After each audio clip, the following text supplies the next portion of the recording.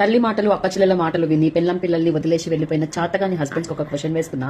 నువ్వు నీ తల్లి పెట్టిన దొంగ కన్నీళ్ళని నమ్ముతావు, నీ అక్క చెప్పిన కట్టుకథలను నమ్ముతావు, కానీ నీ వైఫ్ అనుభవించిన బాధని మాత్రం నమ్మనికి ఎక్కడో నొస్తదిలే నీకు. మగ పుట్టున ఎవడైనా సరే వాళ్ళ మాటలు వీళ్ళ మాటలు విని పెళ్ళాంని పిల్లల్ని గాలికి వదిలేసి పోరు.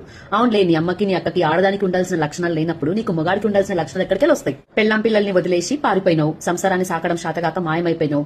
ఇల్లు వదిలేసినా నువ్వు అనుకుంటున్నావు గానీ నువ్వు వదిలేసింది నీ పెళ్ళాంని పిల్లల్ని ఇంటిని కాదు, నీ సిగ్గుశరాలని, నీ బుద్ధిని, నీ మానవత్వాన్ని. అది చెప్పిన మాటలు ఇది చెప్పిన మాటలు విని పెళ్ళాంని పిల్లల్ని వదిలేసిన హస్బెండ్స్ ఉన్న వైఫ్స్ అందరికీ చెప్తున్నా, వాడు వెళ్ళిపోయి మంచి పని చేసిండు.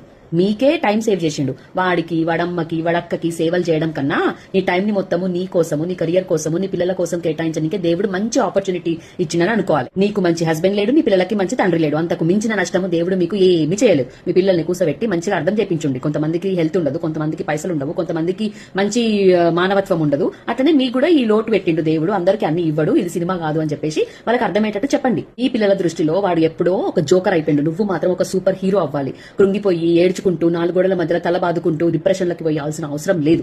ఒక్కదానివే నించోని గెలిచి నీ పిల్లలకి నువ్వు ఇన్స్పిరేషన్ అవ్వాలి. సత్తాతో ఉండండి, ధైర్యంగా ఉండండి, లైఫ్ లో గెలిచి చూపించండి. అండ్ మళ్ళీ ఫ్యూచర్ లో వాడు వచ్చి నన్ను క్షమించు, నేను తప్పు చేసిన, నేను మారిపోయినా అంటే మాత్రం ససేమర వాడిని రానివ్వద్దు.